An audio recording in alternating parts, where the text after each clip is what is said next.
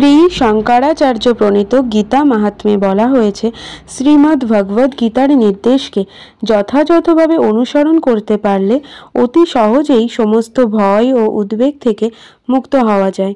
এই জীবনে ভয় ও শোকাদি বর্জিত হয়ে পরবর্তী জীবনে চিন্ময় স্বরূপ অর্জন করা যায়। কেউ যদি আন্তরিকভাবে এবং অত্যন্ত গুরুত্ব সহকারে ভগবদ্গীতা পাঠ করে, তাহলে ভগবানের করুণায় তার অতীতের সমস্ত পাপকর্মের ফল তাকে প্রভাবিত করে না।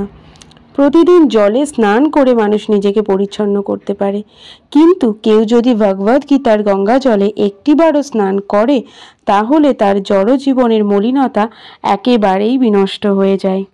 যেহেতু ভগবদ্গীতার বাণী স্বয়ং পরম পুরুষোত্তম ভগবানের মুখ নিঃসৃত বাণী, তাই এই গ্রন্থ পাঠ করলে আর অন্য কোনো বৈদিক সাহিত্য পড়বার দরকার হয় না। গভীর নিষ্ঠা ও আন্তরিকতার সঙ্গে নিয়মিতভাবে ভগবদ্গীতা শ্রবণ ও কীর্তন করলে আমাদের অন্তর্নিহিত ভগবত ভক্তির স্বাভাবিক বিকাশ হয়।